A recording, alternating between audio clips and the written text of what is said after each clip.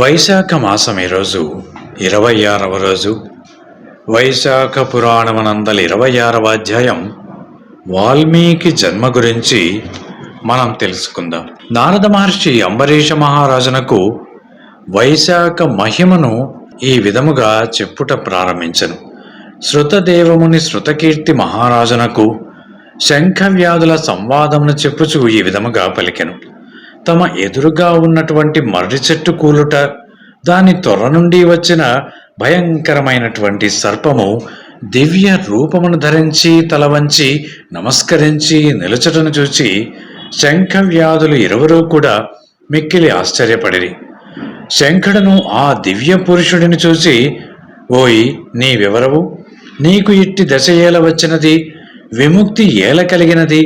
నీ వృత్తాంతమునంతయో వివరముగా చెప్పుము అంటూ అడిగాను. అనంతరం శంఖుడు ఈ విధముగా అడగగానే ఆ దివ్య పురుషుడు సాష్టాంగ నమస్కారమును చేసి ఇట్లు చెప్ప ప్రారంభించను. ఆర్య, నేను ప్రయాగ క్షేత్రమున ఉండేటటువంటి ఒక బ్రాహ్మణుడను, కుశీదుడు అను ముని యొక్క పుత్రుడను. మాటకారిని, రూప యౌవనములు, విద్యా సంపదలు కలవన్న గర్వము నాకు ఉండెను.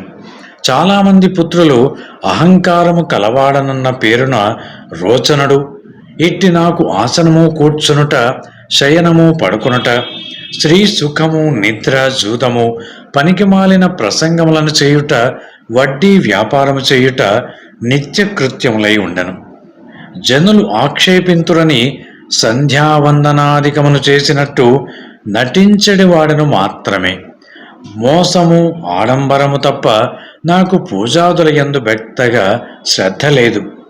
ఇట్లు కొంతకాలము గడిచెను.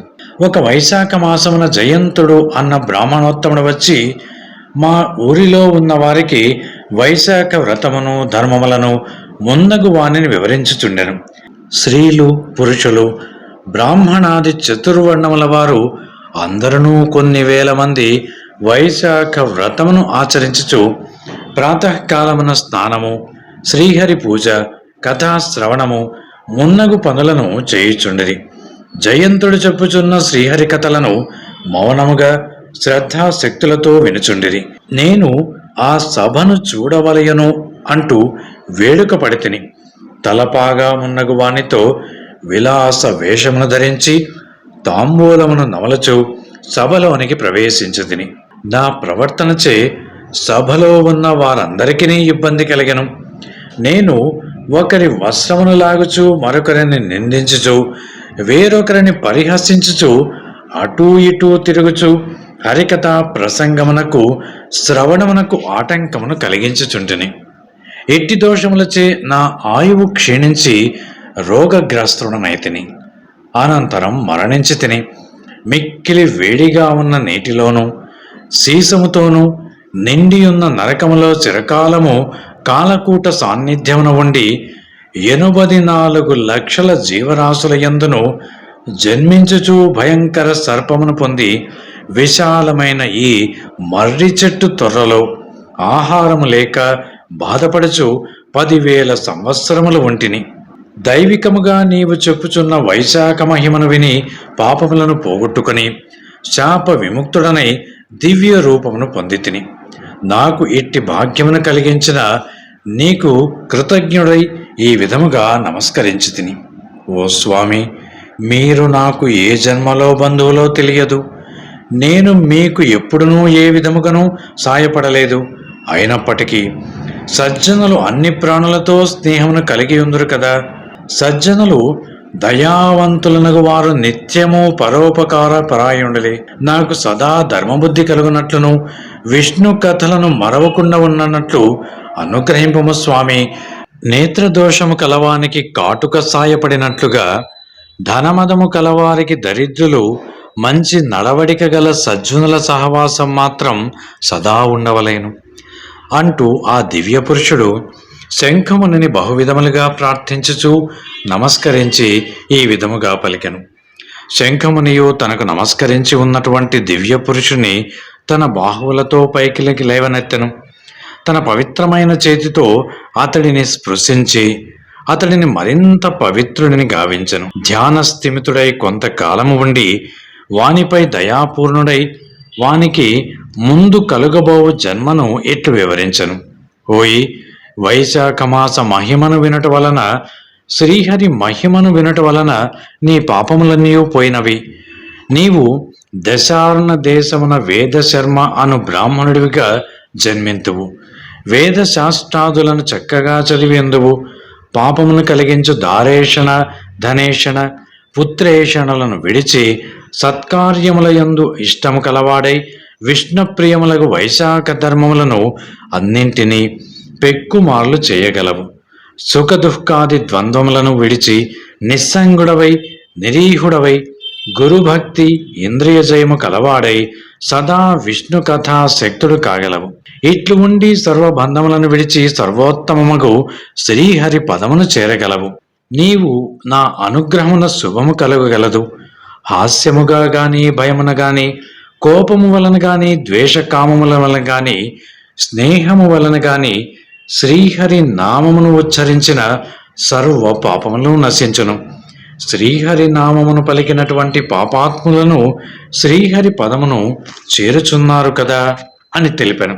మరి ఇట్టి పరిస్థితులలో శ్రద్ధాభక్తులతో జితేంద్రియులై జిత క్రోధులై శ్రీహరి నామమును ఉచ్చరించిన వారికి శ్రీహరి పదమేల కలుగదు.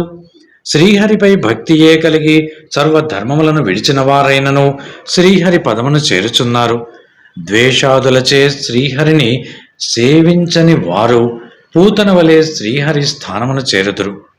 సజ్జన సహవాసము, సజ్జన సంభాషణ మున్నగునవి తప్పక ముక్తినిచ్చునటువంటివి కావున ముక్తిని కోరువారు సజ్జనులను సర్వాత్మలను సేవింపవలేను.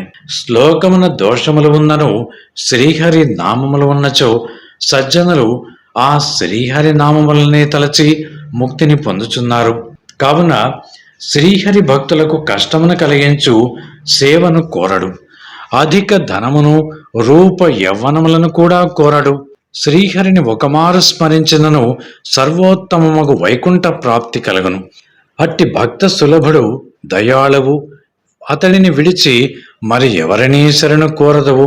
కావున దయానిధి, జ్ఞానగమ్యుడు, భక్త వత్సలుడు, మనఃపూర్వకమగు భక్తికే సులభుడు అయినటువంటి శ్రీహరిని ఎప్పుడు ధ్యానించుచుండము అని తెలిపెను. ఆ దివ్య పురుషుడు కిరాతుని చూచి ఆశ్చర్యపడి మరల శంఖమునితో ఈ విధముగా పలికెను. ఓ శంఖమహాముని, దయా స్వభావము గల నీచే అనుగ్రహింపబడి నేను ధన్యుడనైతిని. నాకు గల దుర్జన్మలు నశించినవి. నీ అనుగ్రహమును ఉత్తమ గతిని పొందగలను అంటూ పలికి శంఖుని అనుజ్ఞ పొంది స్వర్గమునకు వెళ్ళెను. కిరాతుడను శంఖను వలన ఉపచారములను భక్తియుక్తుడై ఆచరించుచుండెను.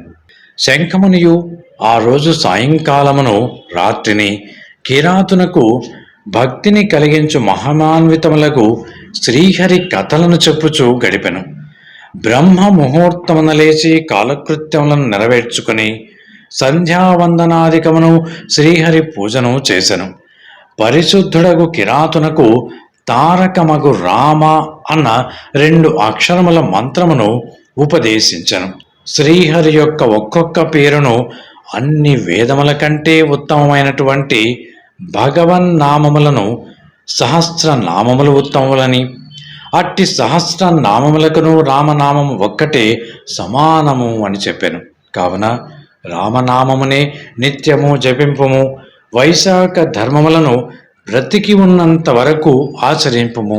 వీటి వలన వాల్మీకుడను మునికి పుత్రుడుగా జన్మించి వాల్మీకి అని భూలోకమున ప్రసిద్ధి పొందగలవు అని శంఖుడు వ్యాధునికి ఉపదేశించి దక్షిణ దిక్కుగా ప్రయాణమయ్యను. కిరాతుడను శంఖునకు ప్రదక్షిణ నమస్కారములను ఆచరించి కొంత దూరమును అనుసరించి వెళ్ళెను. వెళ్ళుచున్న శంఖమునిని విడుచుటగానికి ఎంతో బాధాకరముగా అనిపించను. మునిని విడువలేక బిగ్గరగా దుఃఖించను.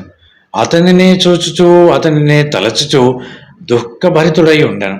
అతడు ఆ అడవిలో మనోహరమైనటువంటి తోటను నాటి నీడనిచ్చు మండపములను చలివేందములను నిర్మించెను. మహిమాన్వితములకు వైశాఖ ధర్మములను ఆచరించుచుండెను. అడవిలో దొరకు వెలగ, మామిడి, పనస, మున్నగు పండ్లతో బాటసారులకు సేవ చేయుచుండెను. పాదుకలు, చందనము, గొడుగులు, విసనకర్రలు మున్నగు వాటిని ఇచ్చుచు బాటసారులకు అనేక విధములుగా సేవలు అందించుచుండెను. ఇట్లు బాటసారులకు సేవ చేయుచు శంఖమును చెప్పిన రామనామమును రాత్రింబవళ్ళు జపించుచు కాలాంతరమునకు మరణించి వాల్మీకి మహాముని పుత్రుడై జన్మించెను. కృష్ణుడు అను ఒక ముని జితేంద్రుడే సరస్థీరమున చిరకాలము తపమాచరించుచుండెను. బాహ్య స్మృతిని విడిచి మిక్కిలి తీవ్రమగు తపమును ఆచరించెను. కొంతకాలమునకు వానిపై మట్టిపడి ఒక పుట్టగా అయ్యెను. పుట్టలు కట్టినను బాహ్య స్మృతిని విడిచి తపమును ఆచరించుచుండట వలన వానిని వాల్మీకమున పిలవసాగిరి. కొంతకాలమునకు అతడు తపమును మానెను. వానిని చూచి నాట్యకర్త ఒకటి మోహించి అతడిని వివాహమాడెను. వారి ఇరువురికి పుట్టిన పుత్రుడు వాల్మీకి అయ్యను. అతడే దివ్యమైన రామకథ గంగా ప్రవాహమును భూమిపై ప్రవహింపచేసెను. అతడు రచించిన రామాయణ మహాకావ్యము మానవుల సర్వ కర్మ బంధములను పోగొట్టినదై ప్రశాంతతను, ముక్తులను ప్రసాదించినది. శృతకీర్తి మహారాజా, వైశాఖ మహిమను వింటివా? దుష్టుడగు కిరాతుడు శంఖమహాముని పాదుకలను మున్నగు వానిని దుష్టబుద్ధితో అపహరించియు వైశాఖ మాస మహిమ వలన శంఖునికి శిష్యుడై పెక్కు ధర్మములను విని ఆచరించి వాల్మీకియే జన్మించి పవిత్రమైనటువంటి రామకథను లోకమునకు తెలిపి చిరస్మరణీయుడయ్యను. మహర్షి అయ్యను. పాపములను పోగొట్టి పరమానందమును కలిగించు ఈ కథను వినినవారు, చెప్పినవారు పునర్జన్మను పొందరు, ముక్తిని పొందెదరు అంటూ పలికెను. శృతదేవుడు శృతకీర్తి మహారాజునకు శంఖవ్యాధ సంవాదమును వివరించెను. నారదుడు అంబరీషునకు ఈ కథను తెలియజేసెను. 26వ అధ్యాయం సంపూర్ణం. Thanks for watching. Please comment, like, share and subscribe our channel.